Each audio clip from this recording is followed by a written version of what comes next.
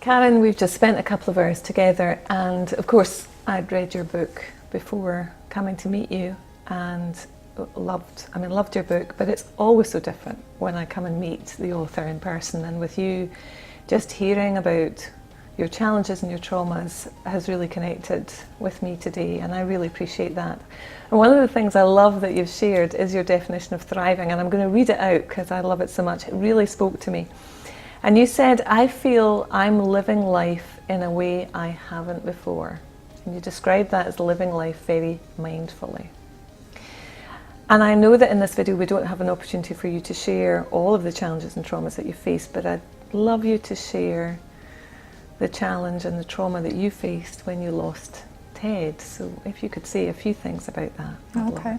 Well, Ted died December 15th, 2009 from his second heart attack.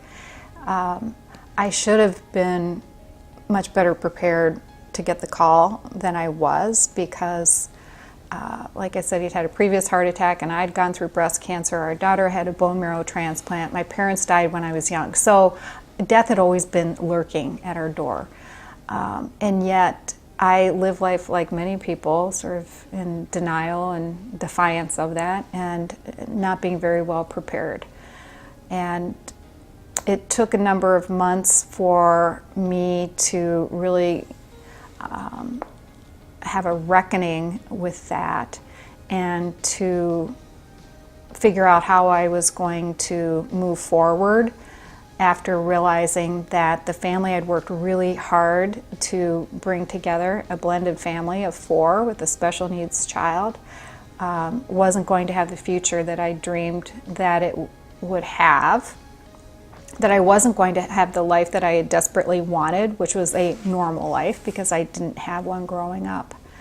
And in the 8 years that have passed, I've worked really hard to have a new mindset about life and to live it with my heart fully engaged because it wasn't before.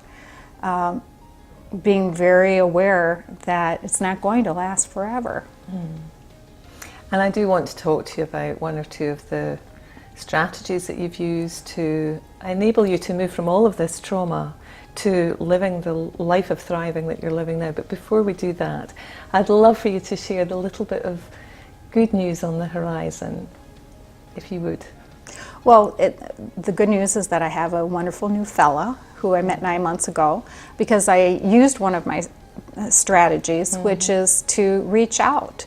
Yeah. And saw on Facebook that we had a number of mutual friends and checked him out and saw he was a widower, so I knew immediately that we had that shared experience.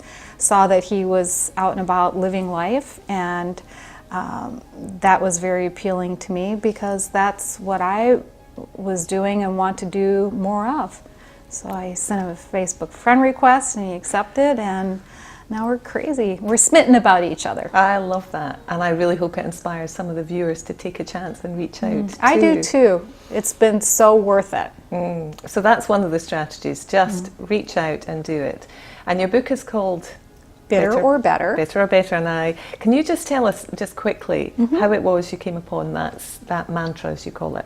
4 months after I lost my husband, and a couple of months after a dear friend also lost hers, we went together to a social function at our boys' alma mater. And it was there I met a priest named Father Johnson and started sharing some of my recent and longer term life experiences with him and posing those questions of why me, why my family, why has all of this happened to us?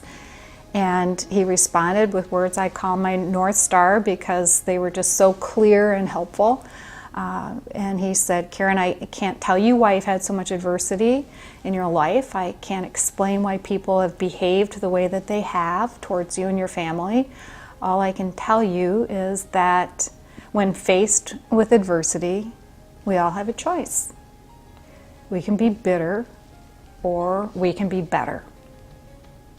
That's wonderful, wonderful advice. And on the line of advice, there are lots of pieces of advice that you've shared with me, and we don't have time to hear them all, but can you just give us a sneak preview of a couple more? I would say that if you consider yourself a strong person, as I do, when it's one of the dark times of life, when you're struggling to cope with whether it's a life or death situation, a job change, some kind of trauma or tragedy, and someone offers to help you, that you accept, because it's as much a gift to accept an offer of help as it is to extend one. I completely agree with that. And then finally, just one more. I think we've just got a few seconds for one more. I would say do something for others, because doing for others takes your mind and your heart off of your own woes and is an important step in the process of moving from surviving to thriving. Wonderful. Caryn, it's been a joy. I'm so grateful for our time today As am together. Thank you. Thank you.